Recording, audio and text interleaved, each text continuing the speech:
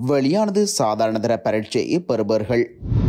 தன்னை பற்றி மாத்திரமே சிந்திக்கும் சஜித். முன்னாள் அமைச்சர் சாடல். அரசு அதிகாரிகள் குறித்து கடுமையான நிலைப்பாட்டை வெளியிட்ட புதிய அரசாங்கம்.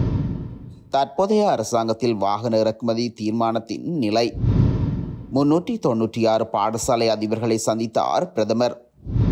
தரமைந்து புலமை பரிசில் பரீட்சை தொடர்பில் கல்வி அமைச்சின் அதிரடி தீர்மானம். ஆயிரக்கணக்கான அரசு வாகனங்கள் மாயம். அதிர்ச்சியில் அரசு. புதிய ஜனாதிபதியின் செயலாளருக்கு ரணில் கடிதம்.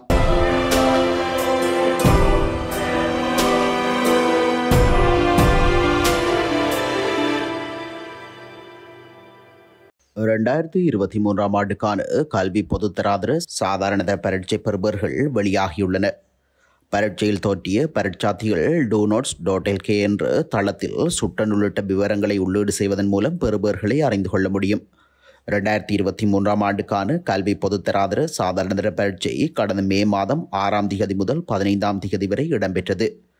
மேலும் இதில் மொத்தம் 4,52,979 விண்ணப்பதாரர்கள் தோற்றியிருந்தமை குறிப்பிடத்தக்கது. சஜித் பிரேமதாஸ் இந்த சந்தர்ப்பத்தில் கூட தன்னை பற்றி மாத்திரமே சிந்திப்பவராக இருக்கின்றார். அவரால் நாட்டை கட்டியெழுப்ப முடியும் என்று நாம் நம்பவில்லை. எனவே பொது கூட்டணியின் கீழ் பொது சின்னம் ஒன்றில் நாடாளுமன்ற தேர்தலில் களமிறங்குவோம் என முன்னாள் அமைச்சர் மன்சூர் நாணயக்கார் தெரிவித்துள்ளார். கொழும்பில் நேற்று சனிக்கிழமை ஊடகங்களுக்கு கருத்து வெளியிடும் போதே அவர் இதனை தெரிவித்துள்ளார். அவர் மேலும் குறிப்பிடுகையில், முன்னாள் ஜனாதிபதி ரணில் விக்ரமசிங்க நாட்டுக்கு சேவையாற்றியிருக்கின்றார் என்பதை 22 லட்சம் மக்கள் உணர்ந்துள்ளனர். ஏனைய 42% நாட்டில் மாற்றம் ஒன்று வேண்டும் என தீர்மானித்துள்ளனர்.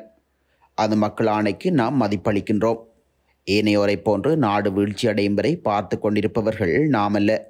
யார் ஆட்சி செய்தாலும் நாடு அபிவிருத்தி அடைய வேண்டும் என்பதே எமது விருப்பமாகும். ஆனால் நாடு வீழ்ச்சி அடைந்த போது சஜித் பிரேமதாஸ் பொறுப்புகளை ஏற்கவில்லை. அவ்வாறான ஒருவரால் நாட்டை கட்டியெழுப்ப முடியும் என்று நாம் நம்பவில்லை. அதற்கான பலம் மிக்க தலைவராகவும் நான் அவரை பார்க்கவில்லை. முன்னாள் ஜனாதிபதி ரணில் விக்ரமசிங்கவின் ஆலோசனைக்கமைய நாம் அனைத்து எதிர்க்கட்சிகளுக்கும் கூட்டணி அமைப்பதற்கு அழைப்பு விடுத்தோம். ஆனால் இந்த விடயத்திலும் சஜித் பிரேமதாஸ் முன்னரை போன்றே பழைய நிலைப்பாட்டில் இருக்கின்றார். தன்னை பற்றி மாத்திரமே அவர் சிந்திக்கின்றார்.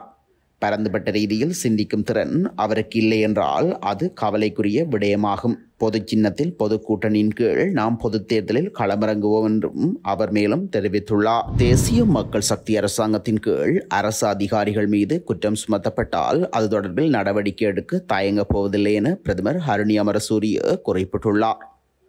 கண்டியில் ஆஸ்கிரிய பீடாதிபதியை தரிசனம் செய்த பின்னர் ஊடகங்களுக்கு கருத்து தெரிவிக்கும் போதே பிரதமர் ஹரணி அமரசூரிய இதனை தெரிவித்துள்ளார். எங்கள் ஆட்சியில் யாரேனும் குற்றம் சாட்டப்பட்டால் அவர் மீது நடவடிக்கை எடுக்க தயங்க மாட்டோம். நாங்கள் ஏற்கனவே நேர்மறையான மாற்றங்களை செய்து வருகின்றோம். இதுபோன்ற மாற்றங்கள் தொடரும். குற்றம் சாட்டப்பட்ட அதிகாரிகள் சிலர் மீது ஏற்கனவே நடவடிக்கை எடுக்கப்பட்டுள்ளது. வெளியிலிருந்து அரசு ஊழியர்களை அழைத்து வர முடியாது. இருப்பவர்களுடன் இணைந்து பணியாற்ற வேண்டும். தேசிய மக்கள் சக்தி தலைமையிலான அரசாங்கத்தினால் வழங்கப்படும் அனைத்து நியமனங்களுக்கும் அரசாங்கமே பொறுப்பு என்றும் தெரிவித்துள்ளார். கடந்த அரசாங்கம் வாகன இறக்குமதி தடையை படிப்படியாக நீக்குவதற்கு வழிவகுத்த நீதி நிலைமைகள் இந்த அரசாங்கம் மாற்றத்திற்கு பின்னரும் மாறாமல் இருப்பதாக இலங்கை மத்திய வங்கியின் ஆளுநர் நந்தலால் வீரசிங்க வலியுறுத்தியுள்ளார். தேவையான தொழில்நுட்ப பகுப்பாய்வுகளை நடாத்திய பின்னரே முன்னைய அரசாங்கம் பரிந்துரைகளை வழங்கியதாக அவர் குறிப்பிட்டுள்ளார். இதன்படி 2025 பிப்ரவரி 1ஆம் திகதிக்குள் தனியார் வாகன இறக்குமதி மீதான கட்டுப்பாடுகளை முழுமையாக தளர்த்துவதற்கான திட்டங்களை முந்தைய நிர்வாகம் அறிவித்திருந்தது. நிதி நிலைமைகள் எதிர்பார்த்த பாதையில் தொடருமானால் தீர்மானத்தை தக்க வைத்துக் கொள்வது சாத்தியமாகும் என வீரசிங்க குறிப்பிட்டுள்ளார்.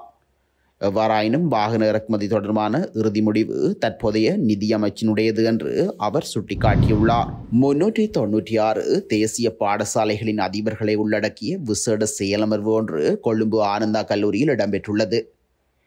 குறித்த செயலமர்வு 5 வருட இடைவெளியின் பின்னர் நேற்றைய தினம் 28/9/2024 அன்று இடம்பெற்றுள்ளது.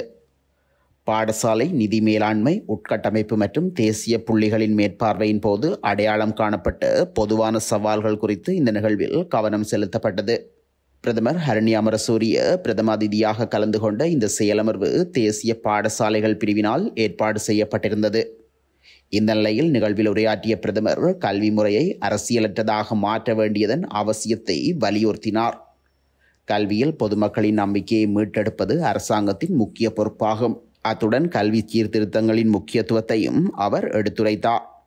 வேலைவாய்ப்பை உருவாக்குவது மட்டுமல்லாமல் மதிப்பு சார்ந்த சமூகத்தை கட்டியெழுப்புவதையும் கல்வி நோக்கமாக கொண்டது என்று பிரதமர் சுட்டிக்காட்டியிருந்தார். சர்ச்சைக்குள்ளான தரமைந்து புலமை பரிசில் பரீட்சை இந்த வருடம் மீண்டும் நடத்தப்படுமா இல்லையா என்பதை தீர்மானிப்பதற்காக 7 பேர் கொண்ட குழு ஒன்றை நியமிப்பதற்கு கல்வி அமைச்சு நடவடிக்கை எடுத்துள்ளது. பிரதமர் ஹரணி அமரசூரியவின் ஆலோசனைக்கமைய இந்த நடவடிக்கைகள் எடுக்கப்பட்டுள்ளதாக அமைச்சின் செயலாளர் திலகா ஜெயசுந்தர தெரிவித்துள்ளார். இந்த வருட புலமை பரிசில் பரீட்சையில் சில வினாக்கள் கசிந்திருந்தமையால் பிரச்சினையான சூழ்நிலை உருவானதுடன் பரீட்சை திணைக்களம் மற்றும் குற்றப்புலனாய்வு பிரிவினரும் விசாரணைகளை ஆரம்பித்திருந்தனர். அத்துடன் புலமை பரிசில் வினாத்தாள் வெளியானமை தொடர்பில் இலங்கை மனித உரிமைகள் ஆணைக்குழுவும் விசாரணைகளை ஆரம்பித்திருந்ததோடு கல்வி அமைச்சு மற்றும் பரீட்சைகள் திணைக்களத்தின் பிரதானிகளும் ஆணைக்குழுவிற்கு அழைக்கப்பட்டு விசாரணைகள் நடாத்தப்பட்டது. இந்நிலையில் மேற்கொள்ளப்பட்ட விசாரணைகளை கருத்தில் கொண்டு மீண்டும் பரீட்சை நடாத்தப்படுமா இல்லையா என்பதை குறித்த குழு தீர்மானிக்கும் என கல்வி அமைச்சின் செயலாளர் திலகா ஜெயசுந்தர மேலும் தெரிவித்துள்ளார். கடந்த அரசாங்கத்தின் ஆட்சியின் போது ஆயிரக்கணக்கான அரச வாகனங்கள் காணாமல் போயுள்ளதாக கணக்காய்வாளர் அலுவலகம் தெரிவித்துள்ளது. அவ்வாறு காணாமல் போன வாகனங்கள் தொடர்பில் முழுமையான அறிக்கை தயாரிக்கப்படும் என கணக்காய்வாளர் நாயகம் WPC விக்ரமரத்ன தெரிவித்துள்ளார். புதிய அரசாங்கம் ஆட்சிக்கு வந்ததை அடுத்து அமைச்சுக்களின் முன்னாள் செயலாளர்கள் மற்றும் ஜனாதிபதியின் ஆலோசகர்கள் பயன்படுத்திய பல உத்தியோகபூர்வ வாகனங்கள் அண்மையில் காலிமுகத்திடலில் நிறுத்தப்பட்டிருந்தன. எனினும் சுகாதாரம், கல்வி, தபால், நீர்ப்பாசனம், ஜனாதிபதி செயலகம் உள்ளிட்ட பல அரச நிறுவனங்களுக்கு சொந்தமான ஆயிரக்கணக்கான வாகனங்கள் கடந்த காலங்களில் காணாமல் போயுள்ளதாக அவர் குறிப்பிட்டுள்ளார். சுகாதார அமைச்சுக்கு சொந்தமான வாகனங்களே அதிக அளவில் காணாமல் போயுள்ளதாக அவர் சுட்டிக்காட்டியுள்ளார். மோசடி தொடர்பில் மோட்டார் போக்குவரத்து ஆணையாளர் திணைக்களத்துடன் இணைந்து கணக்காய்வாளர் அலுவலகம் விசாரணைகளை ஆரம்பித்துள்ளதாக அவர் குறிப்பிட்டுள்ளார். இது தொடர்பான அறிக்கை விரைவில் முழுமையாக வெளியிடப்படும் என கணக்காய்வாளர் நாயகம் WPC விக்ரமரத்ன மேலும் தெரிவித்துள்ளார். புதிய ஜனாதிபதி அனுரகுமார திசாநாயக்கவின் செயலாளருக்கு முன்னாள் ஜனாதிபதி ரணில் விக்ரமசிங்க தனது பாதுகாப்பு குறித்து கடிதம் ஒன்றினை அனுப்பி வைத்துள்ளதாக தெரிவிக்கப்படுகின்றது. தனது பாதுகாப்பிற்காக பாதுகாப்பு பிரிவொன்றை ஸ்தாபிக்குமாறு கோரி ரணில் விக்ரமசிங்க இந்த கடிதத்தினை அனுப்பியுள்ளதாக கூறப்படுகின்றது. இதன்படி இந்த கடிதத்தில் ரணில் விக்ரமசிங்க கோரிய பாதுகாவலர்களின் எண்ணிக்கை 163 ஆகும். மேலும் 15 சமையல்காரர்கள், 6 மருத்துவ அதிகாரிகள், 30 குடைகள், ஒரு கணனி மற்றும் பிரிண்டர் ஆகியவையும் கோரப்பட்டுள்ளன. முன்னாள் ஜனாதிபதிகளுக்கு வழங்கப்பட்ட உத்தியோகபூர்வ வாசஸ்தலங்களை அகற்றுவதாக தற்போதைய ஜனாதிபதி உறுதியளித்துள்ள சூழலில் ரணில் விக்ரமசிங்க இந்த கடிதத்தினை அனுப்பி வைத்துள்ளதாக தெரிவிக்கப்படுகின்றது.